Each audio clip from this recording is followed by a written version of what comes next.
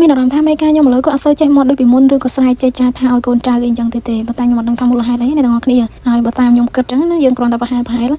ជាមកពីការងារអត់សូវមានផងដល់ពេលចឹងទៅគាត់អត់សូវបញ្ញាប់អញ្ចឹងកូនចៅធ្វើតាមដំណើរចឹងទៅគាត់ខ្ជិលនិយាយច្រើនអីចឹងតែនឹងតាមខ្ញុំគិតណាហើយនៅមួយរោងចក្រខ្ញុំឥឡូវគឺអត់សូវមានការងារធ្វើទេអ្នកទាំងអស់គ្នារយៈពេលប្រហែលជា2-3ខែដែលអត់ការងារហើយសូម្បីតែថ្ងៃធម្មតាហ្នឹងក៏អត់ចង់មានការងារឲ្យកូនចៅធ្វើដែរហើយសម្រាប់វីដេអូមួយហ្នឹងគឺរត់ទៅផ្លែទៀតហើយអ្នកទាំងអស់គ្នានៅកន្លែងធ្វើការហ្នឹងតែឆ្លៀតយកម្ហូបយកឲ្យមកធ្វើនៅនឹងទៀតហើយដោយមេការខ្ញុំហ្នឹងគឺគាត់ផ្លែកកាន់តែខ្លាំងទៀតហើយគាត់ចេះសួរយើងថាចង់ញ៉ាំអីចឹងហើយគាត់ធ្វើម្ហូបធ្វើអីយើងញ៉ាំចឹងទៅហើយមួយឡើងឆ្ងល់ហ្មងថាមេការឥឡូវកើតអីគេទាំងណាពីមុនមកគឺគាត់អត់ចេះញែកញ៉ុកមួយកូនចៅឬក៏ជិបចប់មួយកូនចៅទេគាត់ថាគាត់អត់ចង់ឲ្យកូនចៅដឹងចិត្តហើយគាត់ធ្វើការចឹងទៅកូនចៅខ្លាចគាត់ហើយពួកខ្ញុំនេះឡើងហួសចិត្តហ្មងណាឃើញថាបើធ្វើល្អដាក់គ្នាទៅគ្នាមិនអាណិតស្រឡាញ់ហើយខំប្រឹងធ្វើការតែគាត់អត់គិតចឹងឯងគាត់ថាតើគាត់កាចបានកូនចៅខ្លាចហើយប្រឹងធ្វើការហើយកូនចៅចូលចិត្តដល់និយាយស្រួលបួជាមួយអាការងារពេលខ្លះមិនសូវជារឿងធំទេប៉ុន្តែគាត់នឹងចូលចិត្តធ្វើរឿងធំហើយការងារចូលចិត្តធ្វើលះហន់ឲ្យធ្វើតែគ្នាពិបាកទេហើយកូនចៅមួយនឹងគឺថាមិនចូលចិត្តទេបនឲ្យតែមេការទៅផ្ទះទេដល់ពេលឥឡូវតាំងពីគាត់ប្រែទៅជា slow អត់សូវចេះមកអត់សូវចេះនិយាយថាអីច្រើនទេមានអារម្មណ៍ថាចូលចិត្តគាត់បាន 80% ដែរអ្នកទាំងអស់គ្នាតែបើថាពីមុនវិញខ្ញុំគ្មានចូលចិត្តគាត់ទេហើយគាត់ក៏មិនចូលចិត្តខ្ញុំដូចគ្នា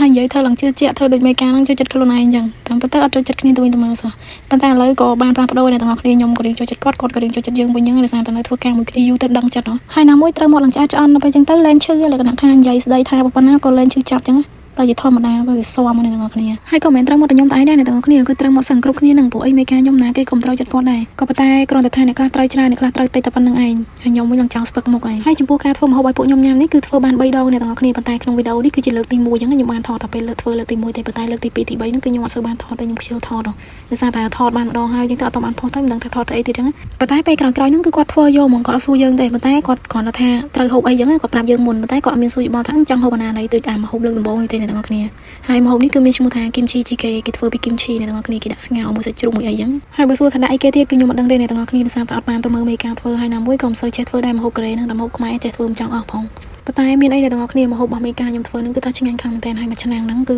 គ្នាម៉ាអ្នកហ្នឹងហូបឡើងខ្ទេចតែម្ដងហើយហូបនេះក៏ហូបនៅកន្លែងធ្វើការនឹងដែរនាំគ្នាមកយកចានឆ្នាំងលើបន្ទប់យកបាយយកអីចឹងទៅយកទៅហូបនៅកន្លែងធ្វើការជុំគ្នាមានអីដល់ពេលចឹងទៅបង្កើតបរិយាកាសសុបាយបែបមួយយ៉ាងទៅហើយហូបបណ្ដោយនិយាយសើចបណ្ដោយអីចឹងទៅ